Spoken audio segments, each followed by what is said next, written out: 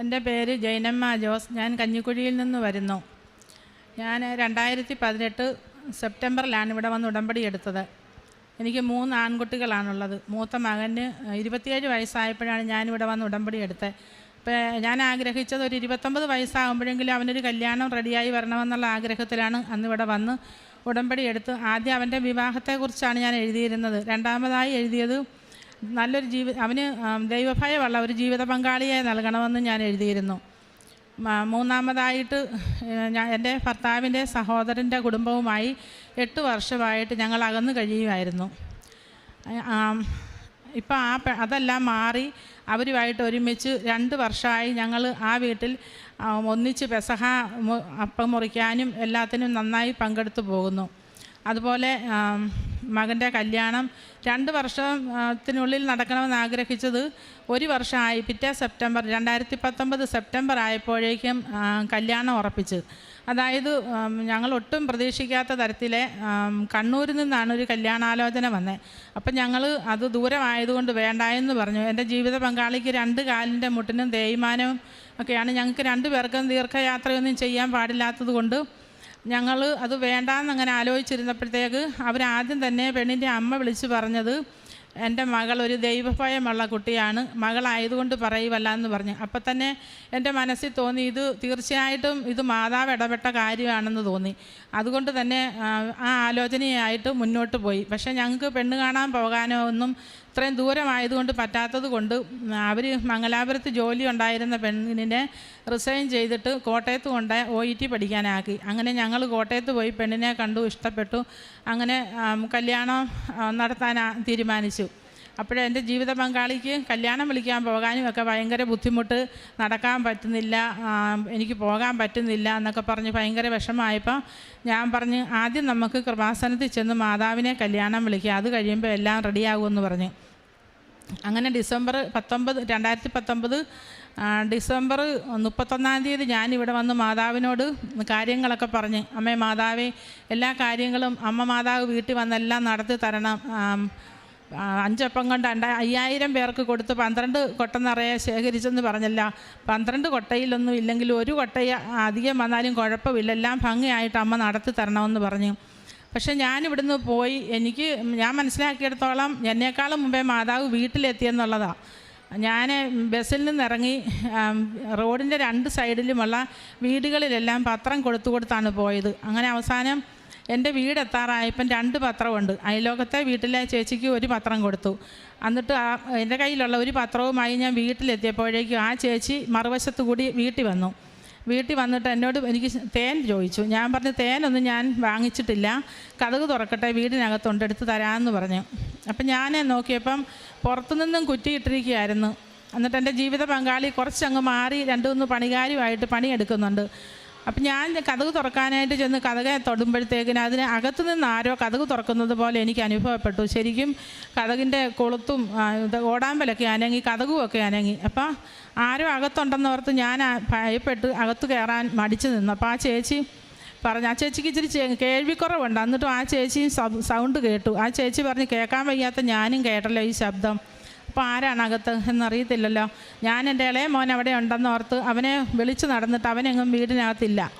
പിന്നെ വീടിനകത്ത് കയറാൻ മടിച്ചിരുന്ന ഞാൻ അവസാനം കതക് തുറന്ന് പതുക്കെ അകത്ത് കടന്നു. അകത്തൊക്കെ ചെന്നു കതകിൻ്റെ മൂലയിലും കട്ടിലിൻ്റെ അടിയിലും എല്ലായിടത്തും നോക്കിയിട്ട് അവിടെ എങ്ങും ഒരു മനുഷ്യരും ഇല്ല. അപ്പം എന്ന് വെച്ച് ഞാൻ ഒത്തിരി സമയം തപ്പി നടന്നിട്ട് തിരിച്ചു വന്നപ്പോൾ ആ ചേച്ചി പറഞ്ഞു തേൻ താ, ഞാൻ പോട്ടെ. അപ്പം ഞാൻ പറഞ്ഞു അല്ലേ ആരാ, പിന്നെ കതക് തുറക്കാൻ ശ്രമിച്ച പോലെ തോന്നിയല്ലോ, അതാരാണെന്ന് എനിക്കറിയത്തില്ലല്ലോ. അപ്പോൾ ആ ചേച്ചി പറഞ്ഞ് അത് കള്ളനൊന്നുമല്ല, അമ്മ വന്നിട്ട് പോയതാണെന്ന് പറഞ്ഞു. അപ്പം ഞാൻ കുടുംബ വീട് അടുത്തായിരുന്നത് കൊണ്ട് ഞാൻ ഓർത്തിനി അമ്മ വന്ന. അപ്പം എന്നിട്ട് അമ്മ എന്നെ കാണാതെയാണല്ലോ പോയെന്ന് ഞാൻ പറഞ്ഞു. അത് ആ അമ്മയല്ല, കൃപാസനത്തിൽ പോയത് എന്തിനാ, അമ്മയെ വിളിക്കാനല്ലേ. അമ്മ വന്ന് നിന്നേക്കാളും മുമ്പേ വീട്ടിൽ വന്നിട്ട് അമ്മ പോയതാണെന്ന് പറഞ്ഞു.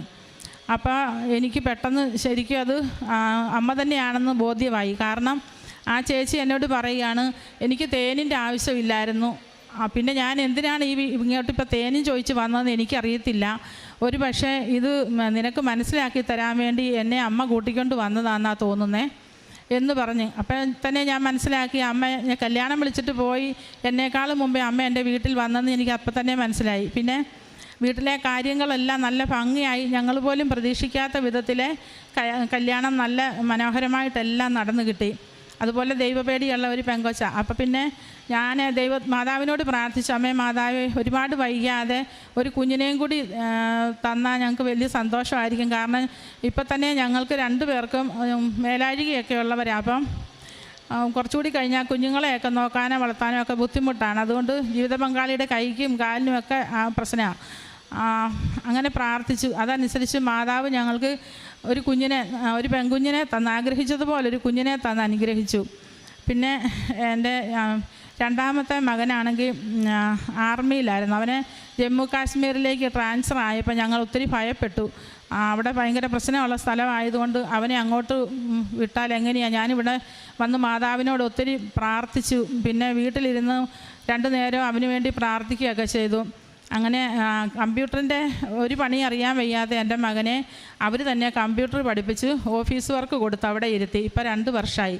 ഈ ജനുവരിയിൽ അവിടുന്ന് ട്രാൻസ്ഫർ ആയതാണ്. എന്നിട്ട് തിരിച്ച് 2 മാസം കൂടി അവിടെ ഇരിക്കാൻ അവിടെ ആളില്ല എന്നും പറഞ്ഞ് അവിടെ ഇരുത്തിയിരിക്കുക. അങ്ങനെ ഒത്തിരി അനുഗ്രഹങ്ങൾ എൻ്റെ കുടുംബത്തിന് മാതാവ് നൽകിയിട്ടുണ്ട്. അതുകൂടാതെ ഈ കഴിഞ്ഞ മാർച്ച് 22-ാം തീയതി ഞാൻ വീട്ടിലിരുന്ന് മൊബൈലിലൂടെ ഇവിടുത്തെ ശുശ്രൂഷ കാണുന്നുണ്ടായിരുന്നു. ഈ നോയമ്പുകാലം മുഴുവനും കാണുന്നുണ്ടായിരുന്നു. അതുപോലെ 22-ാം തീയതി കണ്ടുകൊണ്ടിരുന്നപ്പോൾ ഞാൻ ഇങ്ങനെ കയ്യിൽ ഇങ്ങനെ വെച്ചുകൊണ്ടാണ് മൊബൈലിൽ നോക്കിക്കൊണ്ടിരുന്നത്. ആ സമയത്ത് അനിതയെന്ന് പറയുന്ന ഒരു പെൺകുട്ടി ഈ അൾത്താരെ സാക്ഷ്യം പറയുന്നുണ്ടായിരുന്നു. ഞാൻ ഈ മൊബൈലിലേക്ക് നോക്കിയപ്പം 2 മാതാവ് നിൽക്കുന്നതായിട്ട് തോന്നി. ഇപ്പം നിൽക്കുന്ന മാതാവിൻ്റെ തൊട്ടിപ്പുറത്ത് തന്നെ ഈ പെൺകുട്ടിയുടെ പുറകിലായിട്ട് മാതാവ് നിൽക്കുന്നു. അപ്പം ഞാൻ ഓർത്തു, ഇത്രയും ദിവസം ഞാൻ ഈ മൊബൈലിലൂടെ നോക്കിയിട്ട് ഈ 2 മാതാവിനെ കണ്ടില്ലല്ലോ, ഇപ്പം എങ്ങനെയാണ് 2 മാതാവ് വന്നേ? ഞാനത് തന്നെ പറഞ്ഞുകൊണ്ട് മാതാവിനെ തന്നെ നോക്കി നിന്നു. അങ്ങനെ നോക്കി നിന്നപ്പം കണ്ണുകളൊക്കെ തുറക്കുകയും ചലിപ്പിക്കുകയൊക്കെ ചെയ്യുന്നു. ഇങ്ങനെ ശരിക്കും തെളിഞ്ഞു വന്നിട്ട് ആ മാതാവ് പെട്ടെന്ന് മാഞ്ഞു പോയി. അപ്പോൾ തന്നെ എനിക്ക് ആ സാക്ഷ്യം ശ്രദ്ധിക്കാൻ പറ്റിയില്ല. ഞാൻ ഫോൺ വിളിച്ച് എല്ലാവരോടും പറഞ്ഞു, ഇങ്ങനെ കൃപാസന ആൾക്കാരെ മാതാവ് ഉണ്ടെന്ന് അച്ഛൻ പറയുന്നത് പോലെ ശരിക്കും മാതാവിനെ ഞാൻ കണ്ടെന്ന് ഞാൻ ബന്ധുക്കളെ എല്ലാവരെയും വിളിച്ച് പറഞ്ഞു. അങ്ങനെ മാതാവ് എന്നെ കാണിച്ചു തന്നു. അങ്ങനെ ഒത്തിരി അനുഗ്രഹങ്ങളും. പിന്നെ ഈ ഇവിടെ ഞാൻ വരാൻ തുടങ്ങിയിട്ട് തന്നെ 16 വർഷമായി. കഴിഞ്ഞ ഒരു വർഷം മാത്രമേ വരാതിരുന്നുള്ളൂ. ഈ 16 വർഷത്തിൽ ഞാൻ ഈ പന്തൽ ഇവിടെ ഷീറ്റായിരുന്ന സമയത്തൊക്കെ ഞാൻ ഇവിടെ വരുമായിരുന്നു. ആ സമയത്തൊക്കെ ഇവിടെ ഒത്തിരി കാഴ്ചകൾ എൻ്റെ കണ്ണുകൾ കൊണ്ട് കാണാൻ എനിക്ക് സാധിച്ചിട്ടുണ്ട്. ടി വിയിലൂടെ ആയാലും ഒക്കെ. ഒരു പ്രാവശ്യമാണെങ്കിൽ ടി വിയിലൂടെ ഞാൻ നോക്കിയപ്പം വലിയൊരു പൂ പോലെയാണ് കണ്ടത്. ഞാൻ കുറച്ച് നേരം നോക്കി. അത് ഞാൻ സാക്ഷ്യ പേപ്പറിൽ എഴുതാത്തൊരു കാര്യമാണ്. ഒരു പൂ വിടർന്ന് നിൽക്കുന്നത് പോലെ തോന്നി. ഞാൻ അതേ തന്നെ കുറച്ച് നേരം നോക്കി നിന്നപ്പോഴത്തേക്കിന് അത് അച്ഛൻ്റെ കൈയാണോ എന്ന് ഞാൻ ആദ്യം ഓർത്തു.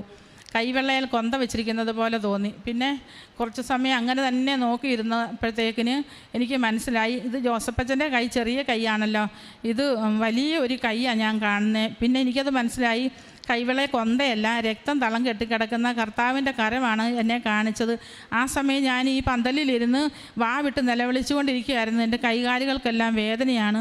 മുന്നിലും പുറകിലും ഒക്കെ ഒത്തിരി കൊച്ചുപിള്ളേരൊക്കെ ഇരുന്ന് ചവിട്ടുന്നു. എനിക്ക് അനങ്ങാനും മേലെ തിരിയാനും വയ്യ. അമ്മേ മാതാവേ, ഞാൻ എന്തിനാണ് ഇനി വരുന്നത്? ഞാനിനി ഇങ്ങോട്ട് വരുന്നില്ല. എനിക്ക് വേദന കൊണ്ട് ഇവിടെ ഇരിക്കാൻ വയ്യ മാതാവേ എന്നൊക്കെ പറഞ്ഞ് ഞാൻ കരഞ്ഞുകൊണ്ടിരുന്ന സമയത്താണ് ഞാൻ ടി വിയിലൂടെ ഇത് കണ്ടത്. ആദ്യം പൂവാണെന്നൊക്കെ ഓർത്തു, പിന്നെ അച്ഛൻ്റെ കൈയായിരിക്കുമെന്ന് ഓർത്തു. പിന്നെ എനിക്കത് ബോധ്യപ്പെട്ടു, കർത്താവിൻ്റെ കൈയാണെന്നു. ഞാൻ കൈവെള്ളയിൽ കണ്ടത് കൊന്തയല്ല, ആണി തറച്ച ആണിയും രക്തവുമാണ് കണ്ടതെന്ന് എനിക്ക് ബോധ്യമായി. ആ നിമിഷം തന്നെ എൻ്റെ മനസ്സിലേക്ക് ഒരു വചനമാണ് വന്നത്. എൻ്റെ വേദനകളുടെ മുമ്പിൽ നിൻ്റെ വേദനകൾ എത്ര നിസ്സാരമാകുന്നു എന്നുള്ള ആ വചനം കർത്താവ് എനിക്ക് പറഞ്ഞു തന്നു, ബോധ്യപ്പെടുത്തി. അപ്പം തൊട്ട് എൻ്റെ സങ്കടങ്ങളൊക്കെ തീർന്നു.